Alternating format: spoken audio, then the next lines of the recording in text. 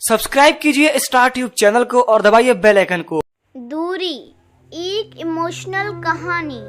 यूं तो वह दोनों बहनें हैं और खुशकिस्मती से दोनों सगे भाइयों से ब्याही गई थी, मगर शादी के बाद घर में दोनों देवरानी जेठानी के रुतबे की वजह से दोनों का अहम बीच में आने लगा था।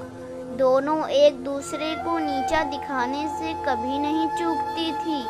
आए दिन की नोक झोंक छोटी छोटी से बड़ी लड़ाइयों में तब्दील होते हुए समय नहीं लेती। दोनों की वजह से कलह एक इतनी बढ़ गई कि बड़े भाई को ना चाहते हुए भी छोटे के लिए अलग मकान खरीदना पड़ा। बड़े भाई को डर सता रहा था कि कहीं रोज रोज की कलह से कोई बड़ा हादसा ना हो जाए। उस पर माता पिता की मृत्यु के बाद घर का बड़ा था वो, और उसका छोटा भाई उसके बेटे जैसे थे।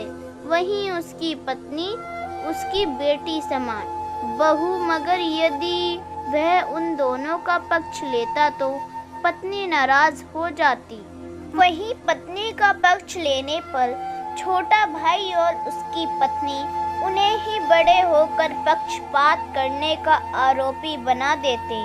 आखिरकार समस्या के निवारण के लिए उसने छोटे भाई को एक मकान खरीद दे दिया, मगर पत्नी को यही कहा कि छोटे ने अपनी कमाई और कुछ लोन उठाकर मकान लिया है। मुझे तो बड़ा होने की वजह से सही गलत के चलते बस वहाँ खड़ा कर दिया था। उसकी पत्नी ने उससे पूछा, अच्छा वैसे कहाँ लिया है मकान उन दोनों ने?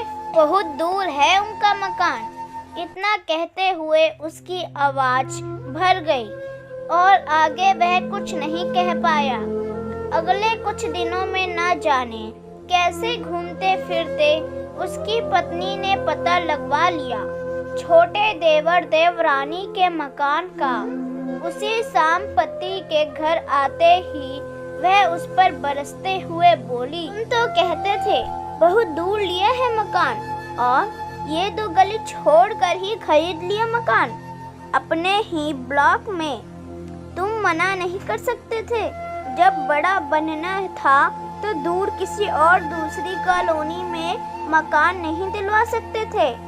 यही हमारी छाती पर मूंग दलवानी थी। वह लगातार जाने का क्या अनाप शनाप बके जा रही हो। वही बड़ा भाई चुप था, क्योंकि उसे तो अपने ही ब्लॉक की 2 गली की दूरी मीलों जैसी दूर लग रही थी। अब उसे सुबह उठने पर या शाम को फैक्ट्री से लौटकर आने पर अपने बेटे जैसे छोटे भाई का मासूम चेहरा देखने को भी नहीं मिलेगा। उसके दिल से कोई पूछे, ये दूरी कितनी दूर है? एक निशब्द करती हुई रचना। दोस्तों, उम्मीद करती हूँ कि ये कहानी आपको पसंद आई होगी।